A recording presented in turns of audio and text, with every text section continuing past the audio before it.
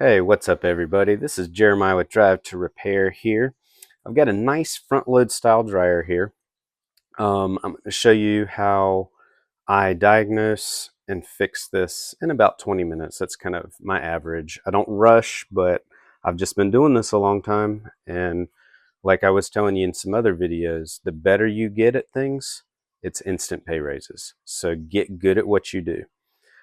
This dryer, it had an issue with the wiring in the back, so I've got another issue or another video that I'll put out on how we corrected that so we could get to testing it. But most dryers aren't going to have that issue, and so let me show you now. This is my tool bag. It's nice and organized. I've got high quality tools in here. I'll go over that at some point. I am a big proponent of quality tools. Helps you go faster. Time is money. So with all of that said, I'm going to get into this in just a second, and we're going to open this dryer up. We're going to find the problem. There's some clues that you'll see as to what the problem might be, and then we'll get it fixed, get it back together, and I'll show you that whole process here. I'm not going to splice anything. You're just going to see the actual amount of time that it takes me to fix this. We will probably make no less than $150 profit off of this unit for about 20 minutes of work, or we'll say apart from the wiring that I had to correct in the back, but most of the time that's not the issue. So I'm plugging it in.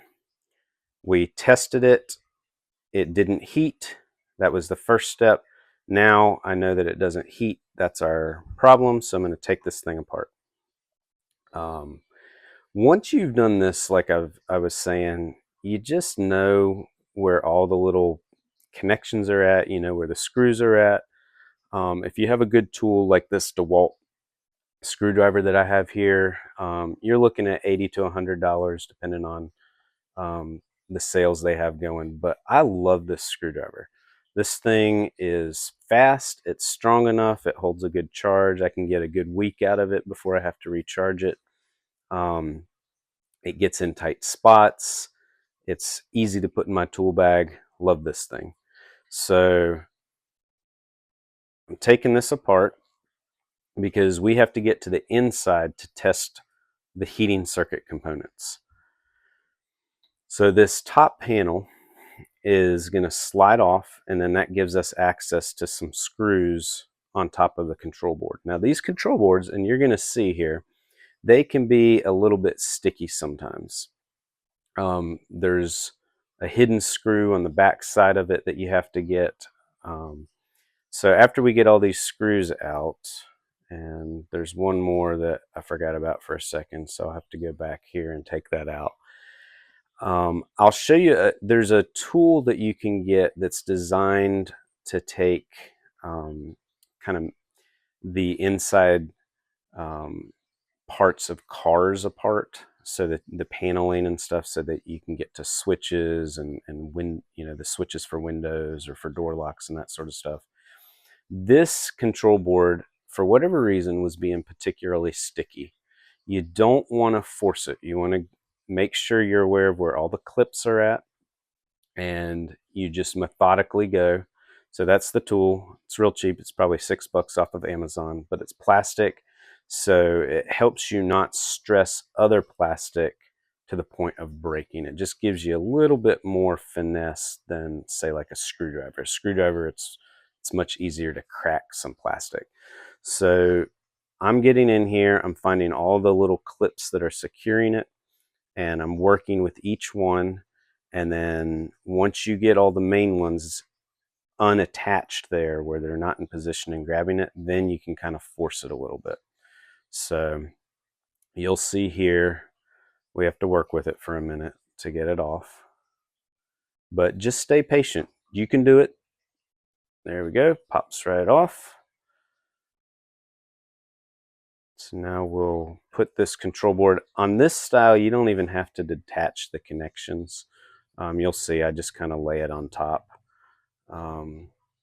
So once we have that, now we have access to this front door panel. So I'm taking some screws out because I know for the video I'm going to go ahead and show you taking out the drum. I do not always take out these drums. Some of them you can get to certain parts without doing that. It's not too much more time if you're used to it, and so I wanted y'all to have a good visual of it all. So 2 more screws here, and then this door will be mostly free. There's a little clip up on the top right that helps it from just falling forward. So we'll get a little flathead screwdriver so that we can bend that out of the way. You want to make sure not to let this door just fly open. There is a door switch connector here, and so that's what I'm detaching. So now that we've got that off, here is our first clue as to why this dryer is not heating. So I'll bring the camera down and I'm going to show you. Do you see all of that lint and hair? When you get that on the inside of the dryer, it's kind of like a garden hose. If you put your thumb over the end of a garden hose, water goes every which direction. When you have a restriction in a vent line, air goes every which direction, and that takes hair and lint, and it will end up getting on the inside of the dryer in like a big clump like that. And so that's a clue that this dryer was in a restricted vent setup. These dryers are very good at sensing when they don't have good airflow, they overheat, and there's a couple of protective components that will shut that circuit off. So there's one I'll show you here in a second. I'm going to tap it. It's my suspicion before I've gotten in here as to what the problem is. And so these components, you can use a basic continuity test. The gold standard really is using voltage, but it's a little bit more work to do that. And 99% of the time on these dryers, if you've done it a number of times, you don't have to go to the point of doing a voltage test. But if you ever get a squirrely dryer, you're going to want to know how to do a voltage test, because continuity tests can lie. They are not 100% accurate. But most of the time, they work great on dryers. And so that's what I'm going to show you here. So the idler pulley and belt, I just released that, taking the drum out. And as you can see, when you've done this 1,000 times, you don't have to rush, but you just know each step and you can move through it quickly. Now, do you see on top of that heating element, that's the right part here, I'm grabbing it. Look at that. It's burning. This was a huge fire risk. So if you see this much lint in here, that's a lot of fuel. You need to get this lint out. So I'm going to go ahead and get all of this fuel out, because you don't want to sell a dryer that has this much fuel to start a fire somewhere. So sometimes we'll get a vacuum and we'll clean it all out, but this one, it all kind of grabs together pretty well. So I'm just cleaning it out by hand, getting most of that fuel out. But you can see there was a fire. It was burning a little bit on that. That is another strong indicator that this dryer was in a restricted vent setup. You have tons of lint everywhere. So now I'm going to show you some of the different components here. We're going to test them, and then we're going to replace the bad part and get this thing back together. So that's your heating element right there. You can see those coils down there on the bottom right. All right, I'm getting this set up here. We'll have to clean out a little bit of that lint in there too. Trying to do this in real time for y'all, just so you can see that if you get good at a skill, you can make great money because you are good at what you do. So cleaning all of this off.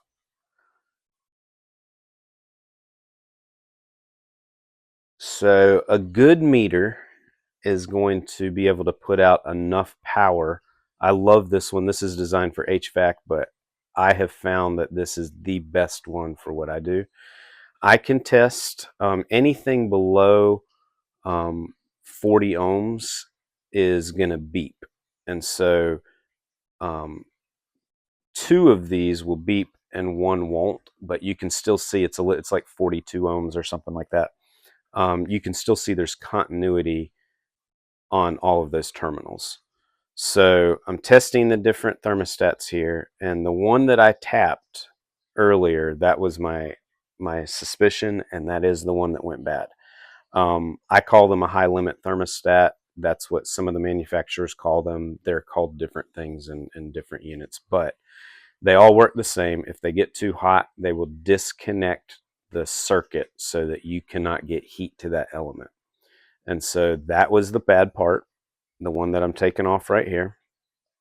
And so I am popping the terminals off. We'll unscrew this. We'll put another one in here, and then we'll get this back together and test it. So time is money, right? And so when you get into this, you're going to want parts on hand. You don't want to have to order parts, right? So we've been doing this for years and years. So I have almost every part that could go bad on almost any dryer. And so I'm going to get this in there. We're going to button it back up, and then hopefully at the end of this video we'll have a working dryer, and we'll have spent about 20 minutes disassembling, testing, fixing, putting it back together. There are some things I'll go over in another video at some point, how we actually thoroughly test dryers once they are heating. Occasionally you could have something going on with a dryer even though it's heating, and I've got some tests that help eliminate that possibility. You don't want to sell a dryer if it has something squirrely going on with it. Um, so this dryer, I still have some more testing, but that testing does not require a lot of active time. I basically just push a button, walk away, come back, and have some things that I check and make sure happen on it. But once those things all pass, now I'm ready to sell that machine. But the actual time that it takes to take apart, diagnose, and fix a dryer, 20-ish minutes or so, without going crazy and rushing. I usually, my preferred method, just so I don't feel rushed, is if I have a free hour, I'll grab one of my dryers and I'll say, okay, maybe I run into an issue that's going to take a little bit longer, but on average, I know it takes me about 20 minutes or so at this point. So I will just methodically go through this, make sure I've checked everything, make sure it doesn't have bad squeaks or sounds, that sort of stuff. And when you do run into a little extra issue, you've got some extra time, so you can just methodically go through it. But even if this dryer took me an hour to fix, right? And on this one, it probably actually did. By the time I fixed the wiring on the back that somebody had destroyed, this one probably did take me a total of an hour or a little more. But I'm going to make 150 or more dollars off of this dryer, like profit. And so that's still a great hourly rate. You know, I'm going to make minimum $100 an hour on this. Now, if I had not had to fix the wiring issue and I sell this dryer for $150 profit, right? Then I'm going to make, what's that, $450 an hour off of this. Now you do have to incorporate the time it takes to sell it and everything, but my wife and I, we kind of work together. And so she does the selling. So my time on this, you know, would just be about 20 minutes. Pulling it over, plugging it in, taking it apart, testing it, getting it back together with the right part. And so your hourly rate when you get good on this is phenomenal. And dryers is the place to start. Now, once you get good at this, then move on to washers, because the more that you can fix, the more money you can make. And you can make a full-time job out of just flipping appliances. Plenty of people do it. You get good enough, you can get a storefront, a shop. You could just do it out of your garage. The guy that I initially learned from, his name was Ryan Finley. Someday I hope to be able to buy him dinner. He really helped us and our family. He offered a course on how to fix and sell washers and dryers, and it expanded to stoves and refrigerators. And so I kept plugging away, learning it, took some other courses. The most in-depth course you can take is Appliantology, the Master Samurai certification. And so that, like, if you do well on that and really study that material well, I mean, you're going to know everything about every type of machine. And so there are resources out there where you can keep building your skills. You can learn how to fix refrigerators. You can learn how to fix stoves and ovens and microwaves, dishwashers. And so now for us, the easiest thing, the most profitable time-wise for us, is to go to people's houses, fix their units, and then just on occasion flip these units. Now, I will say the way I get these units, I don't ever, never do I go out and pick these units up anymore. I have scrappers and other guys who will bring them to me, and I will just give them, 20 bucks or so for a unit if I think it looks nice and, is something that looks worthwhile to fix. Now, sometimes if I sell a unit, I'll offer a discount. So say this one, say we offer it for $175, right? We might only sell it for 150. Everybody's area is different. In our area, sometimes you don't get to sell it for as much as some other areas. This unit could easily sell for 200, 250 in other areas, especially if you put a warranty on it or something. I'll be happy if I just get $150 out of it. So on this, and when you occasionally get a dryer that is not worth fixing, say it's got a bad motor and it's all rusted out or something, and you're just like, let me just take a few parts from this. That's how you can fix a component like this, like that high limit thermostat, without having to spend money, right? Because you saved a part off of another machine. So we've done a lot of that, and so I've got a ton of parts. And so when we get our units, I just have people bring them to me. So the only time I have involved now is I wheel it over, put it in our test setup, and fix it. You're probably not going to be able to do that immediately, but you for sure, if you have the right setup, could start doing that within a few months. What I did is I just contacted some scrappers off of Craigslist. Craigslist is still a good spot to find those guys. Facebook Marketplace, you look for junk removal, scrap removal, that sort of thing. And you give those guys a call or you send them a message and just say, like, hey, I'll pay considerably more than the scrapyard if you have some decent dryers that you could drop off. And not most of those guys probably don't take you up on it, but if you go through 10 of them, you're going to have 2 or 3 of them that probably will. And so that's how you can save a ton of time, because as you develop your business, time is money. You have to remember that. So it's not enough just to work hard. You have to work smart.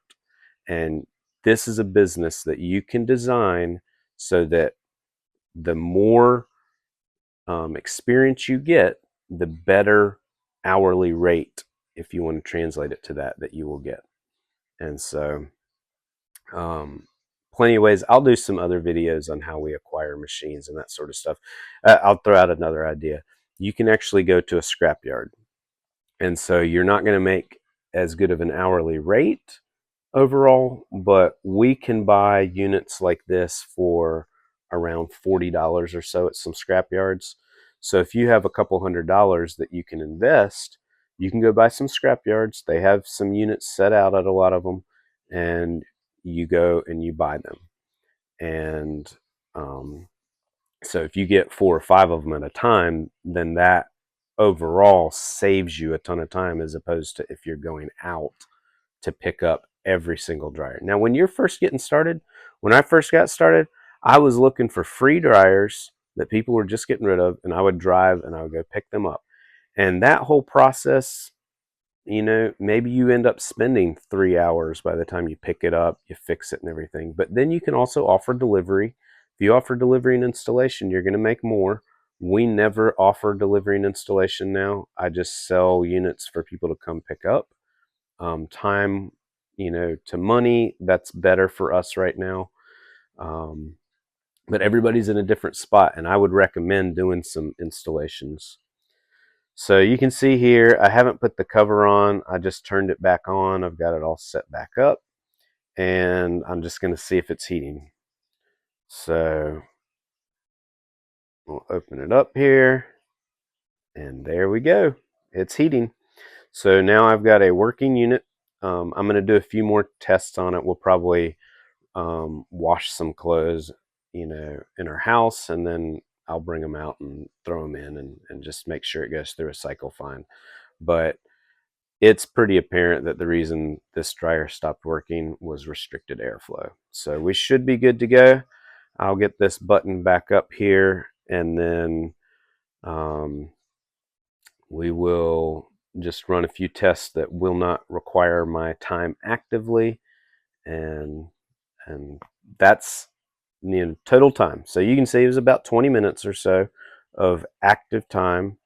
Took me a little bit longer, just because I'm trying to be aware of the setup, and there's some things that I probably would have done that would have been a little bit more efficient if I wasn't recording. But you can see, not rushing, just get good at your job, and you can make fantastic money fixing and flipping dryers. Now, another thing that, again, and I'll go over some other videos, get good quality tools. These two tools right here help me work so much more efficiently. And there's a bunch of others. Get a good tool bag, get all the components that, or all the tools you need to be able to work fast and efficiently. So that's it, and we will talk to you soon.